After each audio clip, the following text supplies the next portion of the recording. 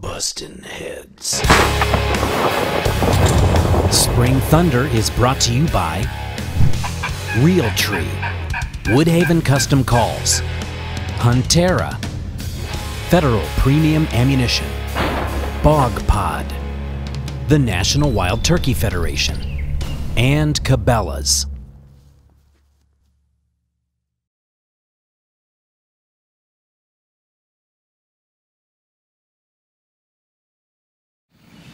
It's the morning of April the 30th, and we're still at it here in southern Tennessee. This morning, I decided to come to one of our biggest food plots. This is an 1.5 acre clover field, and there's actually an old log house here that I'm sitting in. I deer hunted here a few times back in the fall. But I came up this past week and sprayed the clover and took care of the trees, and I just thought, this might be a good place to try. So this morning I came in, and I've been here since daylight, almost an hour, about 50 minutes I've been set up. And we just had a tom start gobbling up the hill to the right. And he gobbled once or twice on his own, and he gobbled at me a time or two. So that's encouraging. I've got a lone hen decoy out right in front of the old house, and maybe with any luck, maybe this turkey will work. This late in the year, there's a good chance that if he's gobbling, he probably doesn't have a hen. But on the other hand, even if he does, this will be a likely place for them to end up later in the day. So I'm gonna get settled in here. I'm gonna make a few soft calls probably every few minutes, and hopefully he'll continue to answer me.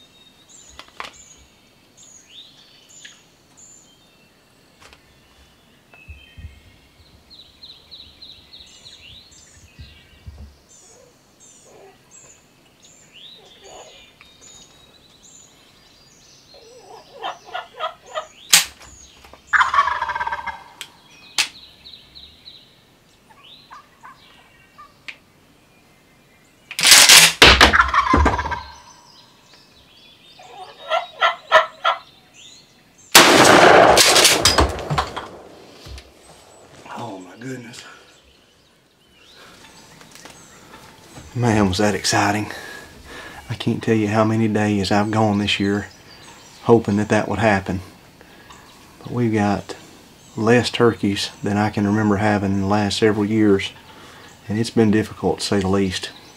I just happened to lean over and look, and this bird is in the field, in gun range, inside of 40 yards. And then I had something I've never had happen before. When I went to shoot that bird at about 35 yards, my gun clicked.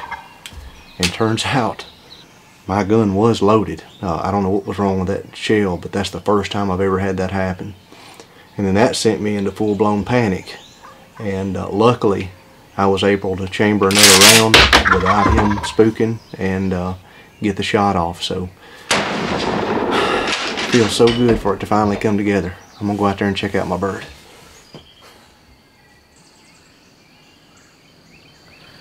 Well, here's number 2 after a very difficult season. There's just a couple of things I'd like to mention. The first thing is that I came last week and sprayed this clover field, and I realized how lush it was and how it was really growing, and I knew that if there was any birds on this side of the farm, this would be a good place to call them to. So the moral of the story is probably that the food plots are more important now than before the woods greened up. And the second thing, if you'll notice, that there were no hens with these birds. It was 2 jakes and 2 longbeards together. And it's a really good time if you can get on a gobbling bird. A lot of the hens are nesting, so you can call them up fairly easy.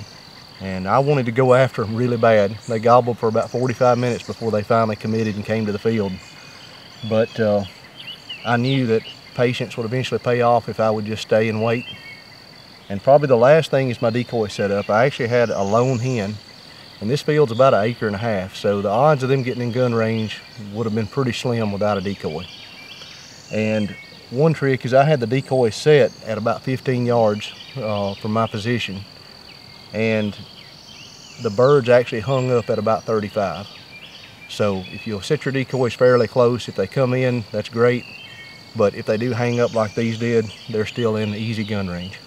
Well, before I pack this stuff up, I just wanted to go over one other thing. I've had several people ask me and text me about how I sell film, and I just kind of wanted to show you my setup and how I lay everything out to where it's convenient for me to where I can operate the camera and the gun. So here's my setup from this morning.